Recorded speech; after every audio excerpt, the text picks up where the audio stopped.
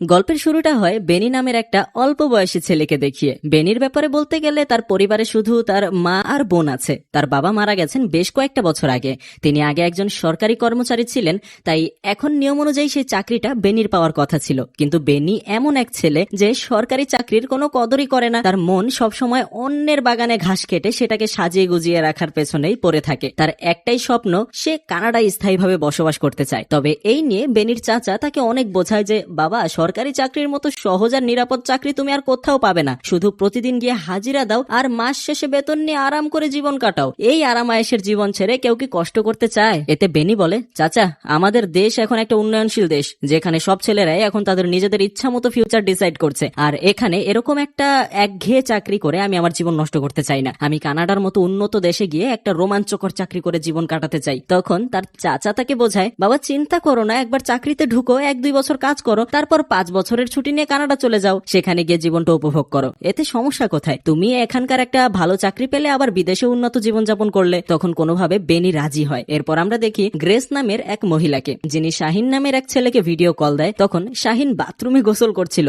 আর সে audio call ভেবে video কলটাই receive করে ফেলে। তখন সে কিছুটা বিব্রত হয়ে বলে, সরি, আমি ভেবেছিলাম তুমি অডিও কল দিয়েছো, সমস্যা নেই, আমি কিছুক্ষণ পর তোমাকে কল করছি। এই কথা শুনে তখন গ্রেস তাকে বলে, তোমাকে গোসল করা অবস্থায় দেখতে আরো বেশি কিউট লাগছে, তোমার চোখগুলো কত সুন্দর। এটা শুনে শাহিন লজ্জা পেয়ে যায় এবং বলে, আমাকে নিয়ে মিথ্যা প্রশংসা করো না। তখন গ্রেস তাকে বলে, কেন, তুমি কি আমার কথা বিশ্বাস করো না? শাহিন তখন বলে ওঠে, ঠিক আছে, তুমি বলছো তাই মেনে নিচ্ছি। এরপর সে তাকে আরো জিজ্ঞাসা করে, একটা কথা বলো গ্রেস, তুমি কি আমাকে পছন্দ করো? গ্রেস বলে, কেন, তোমার এখন কেন মনে হচ্ছে? ঠিক তখনই গ্রেসের ফোনে তার স্বামীর কল চলে আসে এবং সে শাহিনের কলটা কেটে দেয় এই বলে যে আমার হাজবেন্ড কল করেছে। তার মানে গ্রেস বিবাহিত আর শাহিন সেটা ভালো করেই জানে। গ্রেসের স্বামী কল করে জানায় সে কোম্পানির পক্ষ থেকে বেস্ট এমপ্লয়ি অব দ্য মান্থের অ্যাওয়ার্ড পেয়েছে। সে কানাডা থেকে ফ্লাইটে করে ভারত এসেছে শুধু তার জন্য। সে আরো বলে, আমার কি ভাগ্য, দেখো তোমাকে বারবার ফোন করার চেষ্টা করছি কিন্তু তোমার ফোন সবসময় ব্যস্ত দেখাচ্ছে। এরপর যখন গ্রেসের স্বামী বাড়িতে আসে, তাকে হাতে অ্যাওয়ার্ড নিয়ে সে তার স্ত্রীকে দেখায় এবং বলে, দেখো আমি কি পেয়েছি। কিন্তু এতে গ্রেস খুশি হয় না, বরং একটু রাগ দেখিয়ে বলে, যাও এখন এই ট্রফিকে জড়িয়ে ধরে ঘুমাও। এর থেকে বোঝা যায় তাদের মধ্যকার সম্পর্কটা খুব একটা ভালো না, যার কারণ হলো তাদের মধ্যকার দূরত্ব। পরদিন সকালে পরিবারের সবাই নাস্তা খেতে বসে। গ্রেস নিজে নাস্তা বানিয়েছে। টেবিলে গ্রেসের 2 ননদও ছিল। সে সময় গ্রেসের স্বামী বলে ওঠে, তোমার রান্না আমার মায়ের মতো হয় না, আমার মায়ের হাতের রান্না আরো সুস্বাদু হয়ে থাকে। এতে গ্রেস রেগে যায় এবং বলে, আমি তোমার মায়ের থেকেও ভালো রান্না করি, কিন্তু তুমি তো তোমার মায়ের অন্ধভক্ত, তোমার তো আমার হাতের রান্না ভালো লাগবেই না। এরপর ব্রেকফাস্টের পরে গ্রেসের স্বামী তার মাকে বলে, মা তুমি ওকে ঠিকভাবে রান্না শেখাও না কেন? তখন তার মা বলে, আরে বাবা, আমি তো শেখাতে চাই কিন্তু ম্যাডাম তো আমার কোনো কথাই শোনে না, সে আমার কাছ থেকে কিছুই শিখতে চায় না, আমি কি করব? তাছাড়া আমি তো এখন গ্রামে ফিরে যাচ্ছি আমার 2 মেয়েকে নিয়ে, তুমি কাল কানাডায় ফিরে যাবে, তারপর ও যা খুশি তা করবে। এরপর আমরা দেখতে পাই কেরালা স্টেট ইলেকট্রিসিটি বোর্ডের অফিসের বাইরে কিছু মহিলা আন্দোলন করছে। তারা সরকারের কাছে দাবি করছিল যে ব্যবসার ক্ষেত্রে যারা নারী উদ্যোক্তা রয়েছেন তাদের বিদ্যুৎ ক্ষেত্রে সাবসিডি দেওয়া হোক। এই প্রতিবাদকারীদের মধ্যে গ্রেসও ছিল। কিছুক্ষণ স্লোগান দেওয়ার পর সবাই চলে যেতে শুরু করে, কিন্তু গ্রেস যাচ্ছিল না, কারণ তার নজর পড়ে শাহিনের দিকে। সেই শাহিন যার সাথে গ্রেস সেদিন ভিডিও কলে কথা বলছিল। শাহিন এই অফিসেই কাজ করে।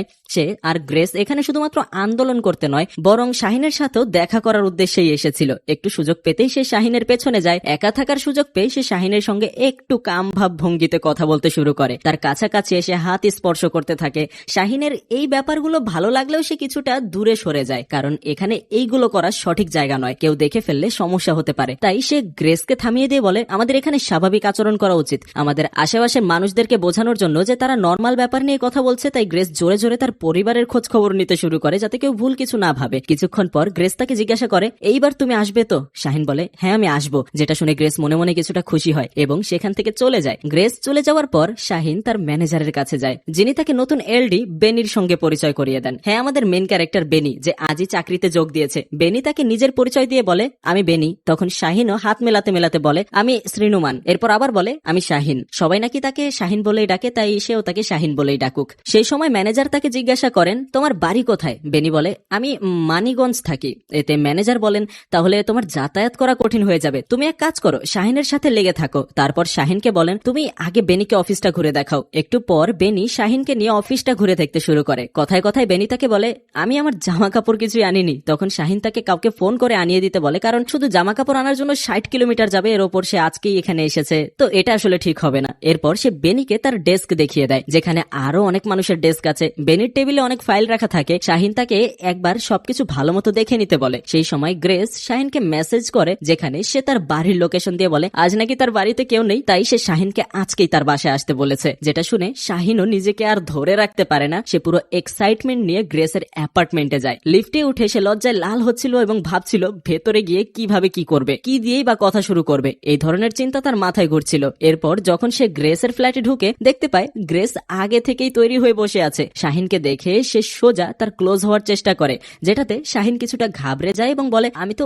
রোদ থেকে এসেছি, আগে আমাকে একটু পানি দাও না। তখন গ্রেস বলে পানির কি দরকার, আমি তোমাকে জুস বানিয়ে দিচ্ছি। শাহিন বলে তাহলে বানিয়ে নিয়ে এসো। যখন গ্রেস জুস বানাচ্ছিল শাহিন ভেতরে নার্ভাস হতে থাকে। গ্রেস জুস নিয়ে এসে তাকে খাওয়ায়, এমনকি নিজেও অর্ধেকটা জুস খায়। অর্থাৎ বুঝতেই পারছেন বিষয়টা, জুস খেতে খেতে গ্রেস শাহিনের কোলে বসে পড়ে, কিন্তু শাহিন তখনও খুবই অস্বস্তিতে ছিল, সে ভয় পাচ্ছিল। কিছু বুঝে ওঠার আগেই শাহিন তাকে নিজের থেকে দূরে সরিয়ে দিয়ে বলে আমি তো প্রোটেকশন আনিনি, আমরা এগুলো করতে পারবো না। এই বলে সে দ্রুত সেখান থেকে চলে যায়। বাইরে যাওয়ার পর তার খুব আফসোস হয় এই ভেবে যে আমার একটু ভালোভাবে আচরণ করা উচিত ছিল, আর নিজে নিজে ভাবতে থাকে আমি এত ভীতু কেন, মূলত সে ওখান থেকে পালিয়ে এসেছে। এরপর সে রাতে টিটি পানি খেয়ে লজে ফিরে। সেখানে বেনি তার গ্রামের এক বন্ধুকে ডেকেছিল তার কাপড়গুলো নিয়ে আসার জন্য। সেখানে শাহিন বেনি এবং তার বন্ধুর সামনে নিজেকে নিয়ে অনেক হতাশাগ্রস্ত হতে থাকে। আমি জীবনে কিচ্ছু করতে পারিনি রে, আমি একেবারেই ব্যর্থ। পরের দিন গ্রেস আবারও শাহিনের অফিসে আসে, তার মুখ একটু মলিন ছিল। সে এসে শাহিনের ডেস্কের সামনে বসে পড়ে। শাহিন ভয় বলে দেখো কাল আমি প্রস্তুত ছিলাম না, সরি।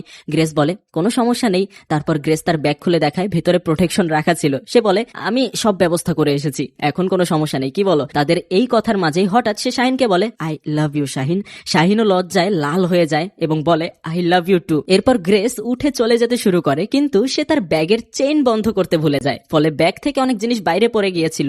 অফিসের কিছু মহিলা কর্মী সেগুলো তুলে দিতে সাহায্য করে। গ্রেস চলে যাওয়ার সময় বেনি দেখে যে তার একটা প্রোটেকশনের প্যাকেট ডেস্কের নিচে পড়ে আছে। সে জিনিসটা কি এটা খেয়াল না করে সেটা তুলে গ্রেসকে দিয়ে বলে ম্যাডাম এটা হয়তো আপনার পড়ে গিয়েছিল, তুলতে ভুলে গিয়েছিলেন। ঠিক সেই সময় গ্রেসের রাজনৈতিক দলের কিছু পুরুষ কর্মী সেখানে এসে উপস্থিত হয়। তারা দেখে যে বেনি গ্রেসকে এই প্রোটেকশনের প্যাকেট দিচ্ছে। তখন তারা তাকে জিজ্ঞাসা করে ম্যাডামের ব্যাগ থেকে এটা পড়ে গিয়েছিল, আমি শুধু সেটা ফেরত দিচ্ছিলাম। কিন্তু গ্রেস তখন এটা অস্বীকার করে বলে এ আমাকে অপমান করছে, এই প্যাকেটটা আমার ব্যাগে ছিলই না। এতে কর্মীরা আরো রেগে যায় এবং সেখানে ছোট্টখাটো হাঙ্গামা তৈরি হয়। শব্দ শুনে শাহিন সেখানে আসে। সে পুরো ঘটনাটা বুঝিয়ে বলে এবং সবাইকে বোঝাচ্ছিল যে ইনি আমার এমপ্লয়ি, আমি বিষয়টা ম্যানেজ করে নিচ্ছি। কিন্তু গ্রেসের কর্মীরা এই ব্যাপারটা খুব একটা ভালোভাবে নেয় না। তারা এই ব্যাপারটা তাদের রাজনৈতিক দলের সম্মানের সাথে জুড়ে দিয়ে বলে আমরা একে সহজে ছেড়ে দেব না। এরপর দেখা যায় বেনি শাহিনের সাথে লজে বসে আছে। শাহিন চা খাচ্ছে এবং নাস্তা করে অফিস যাওয়ার প্রস্তুতি নিচ্ছে। তখন বেনি বলে আমার এই সরকারি চাকরিটা করার কোনো ইচ্ছাই ছিল না, আমি তো কানাডা যেতে চেয়েছিলাম। শাহিন তখন বলে আরে ভাই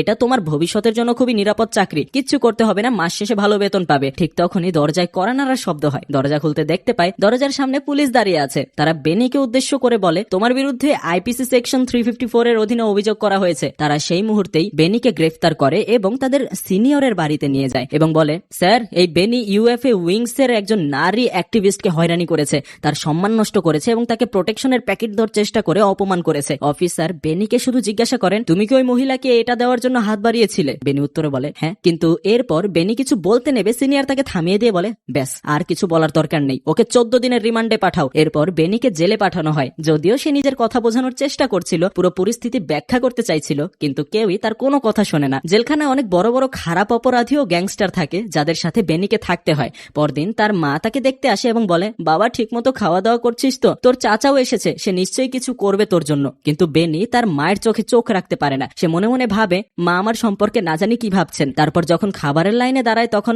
বেনি তার পাশে থাকা একজন বন্দীকে জিজ্ঞাসা করে এখানে বন্দীদের ইউনিফর্ম দেওয়া হয় না কেন?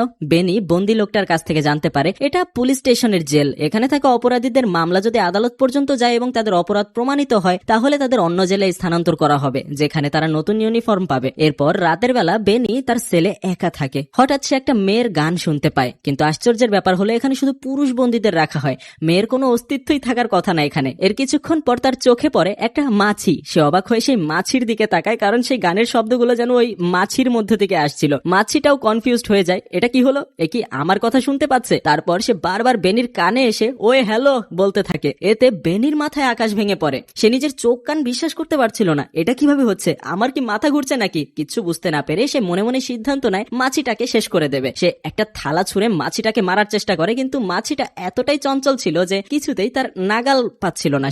সে এদিক ওদিক দৌড়াতে থাকে এবং বারবার মাছিটা তাকে ফাঁকি দিয়ে বেঁচে যায়। প্রতিবারই ভাবে এই হয়তো মাছিটা মাছিটাকে সে শেষ করে দেবে, কিন্তু পরক্ষণেই দেখা যায় মাছিটা বেঁচে আছে।